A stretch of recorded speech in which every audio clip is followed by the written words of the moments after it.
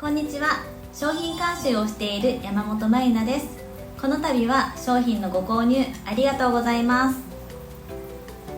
この動画ではヘアドライタオルの特徴、着用方法、使用方法、間違った使い方、そして正しいドライヤーのかけ方を説明していきます。本商品はマイクロファイバー素材なので抜群の吸収力があり、とても軽く、肌触りもすごくふわふわです。ヘアドライ専用で、こちら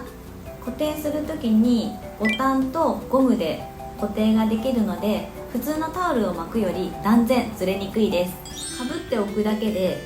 タオルドライができるのでハンズフリーになり、そのかぶって乾かしている間に家事やお子様のお世話、そしてご自身のスキンケアなどをしていただけます。タオルドライはかぶっているだけで髪の水分を吸収してくれるので、お風呂上がりにそのままドライヤーで乾かすよりもしばらくかぶって乾かす方が時短でドライヤーをかけることができます。お子様もママとお揃いでかぶることができるので、喜んでかぶっていただけますよ。それではヘアドライタオルの着用方法を説明していきます。まずお風呂上がり、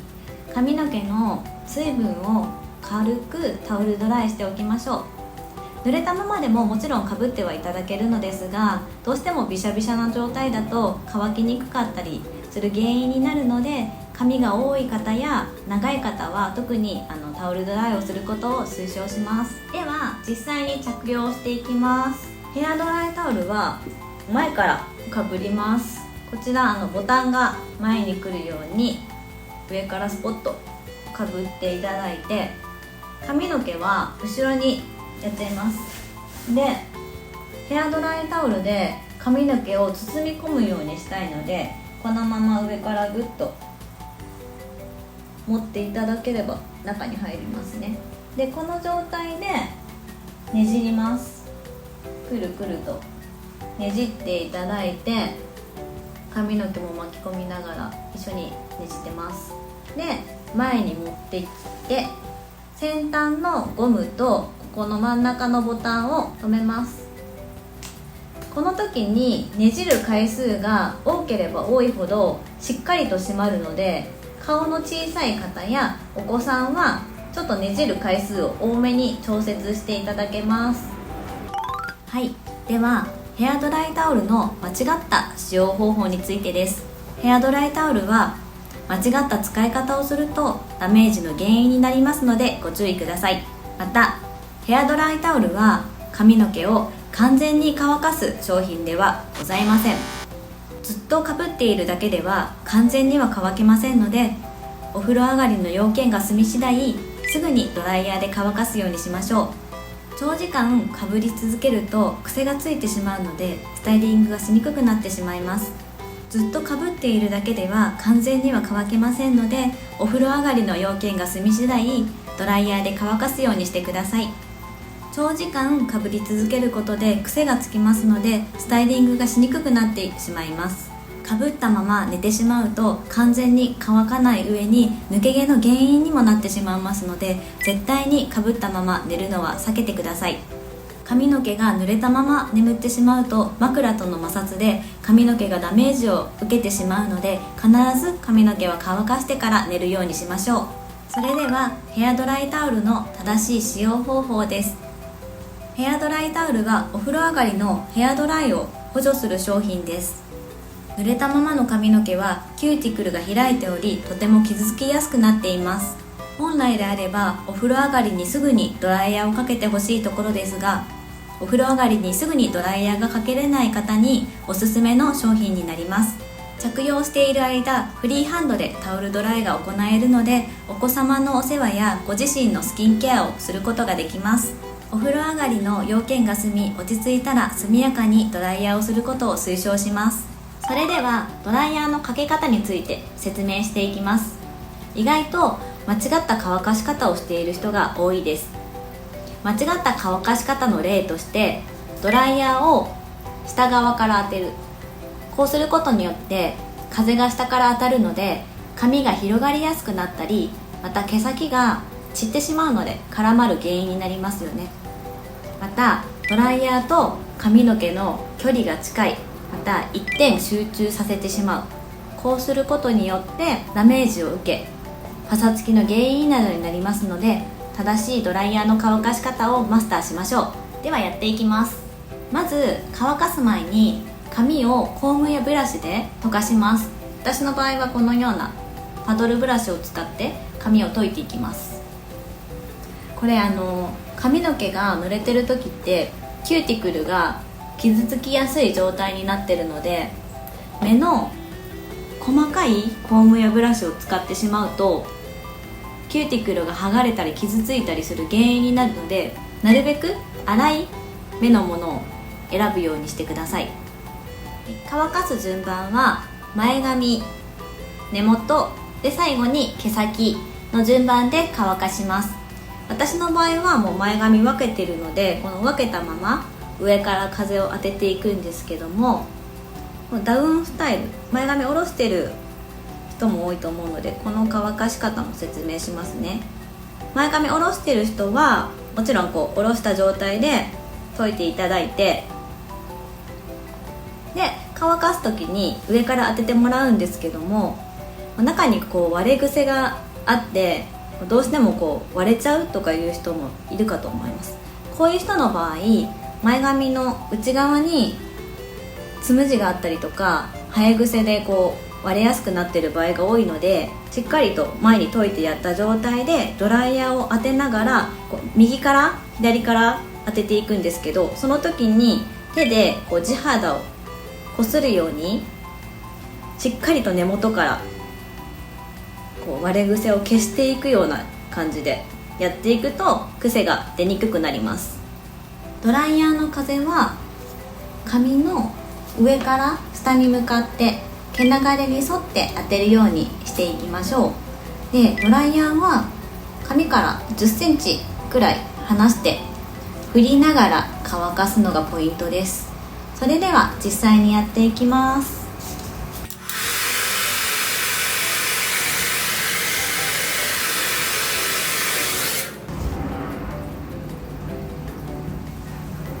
はい、前髪が乾きました。ここまで大丈夫ですか？はい、前髪が終わったので次根元に行くんですが、根元の場合髪の毛が結構密集している状態なので乾きにくいですね。なのでしっかりと乾かしておかないと生乾き臭のような頭皮の嫌な匂いが出てきてしまうので、しっかりとドライヤーで根元から乾かすようにしていきます。でまずは頭頂部から乾かしていきます。頭頂部も先ほどの前髪と同じようにドライヤーを10センチくらい開けたところから手首で動かしながら振って風を散らしながら乾かしていきます。この時に上から下に毛流れに沿って当てていくのがポイントで、下から当てちゃうとまた散っちゃうので気をつけましょう。では頭頂部から乾かしていきます。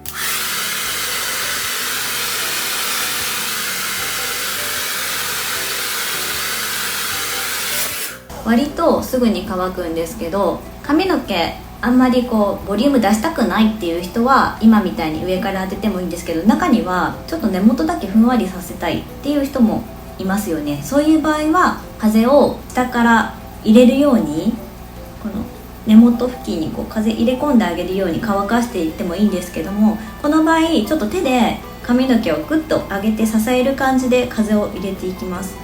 何も押さえないでしちゃうと髪がただ散っちゃってバーって乾燥しちゃう、ボリュームがただただ出ちゃう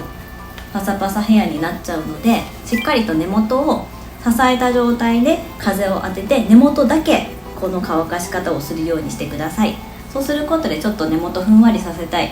ていう時のスタイリングにも役立ちます。はい、続いてサイドを乾かしていくんですけども、サイドも根元をしっかりと風を当てていきたいんですが、どうしても内側が乾きにくくなってしまいます。ですのでイメージ的には4等分にして乾かすとやりやすいです。ここ1番、2番、3番、4番ですね。ここ4等分にしてあげることでしっかりと根元側を乾かすことができます。反対も同様ですね。ここ1番、2番、3番、4番、4つに分けて乾かしていきましょう。はい、で乾かし方としては、ちょっと後ろから前に向かって乾かしてあげるとまとまりやすくなります。では1番、2番、3番、4番で乾かしていきます。襟足の方とかおのくぼが特に毛が密集しているので、しっかりと風を当てながら乾かします。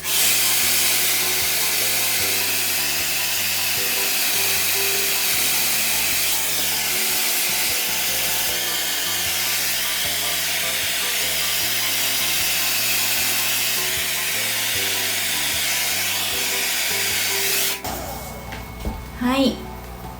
根元が乾きました。ちょっと毛先が湿った状態だったらいいですね。この時に毛先から乾かしてしまうと、毛先がオーバードライしてもすごいパサパサになるので、しっかりと根元から乾かすようにしましょう。そしたら毛先を乾かしていきます。で毛先に関しては少し手で引っ張りながら乾かしてあげることで髪がまとまりやすくなります。落ち着きます。ドライヤーの風の向きですが、しつこいように言ってますけど、毛流れに沿って送ってあげることで髪のキューティクルが整ってツヤっとした仕上がりになっていきます。ですのでしっかりと上から下に向けて毛流れに沿って風は送ってあげましょう。トップがペタンとなるのが嫌な人とか、分け目がパックリなるのが気になるっていう人は、最後にトップをぼかすように、分け目をぼかすように乾かしてあげることで根元をふんわりと仕上げることもできます。では乾かしていきます。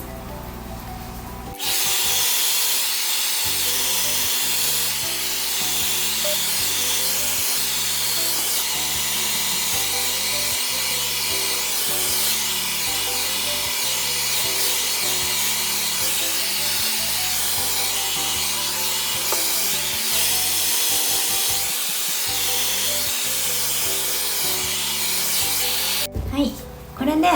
終わりではありません。最後に髪全体に冷風で乾かしていきます。髪に冷風を当てることで、今ちょっとあったかいんですけど、髪の毛のキューティクルがキュッと締まるようなイメージでツヤが出てきます。この時にブラシを使いながらこう溶かしながら冷風を当てることで、よりツヤ感が増していきます。ではやっていきます。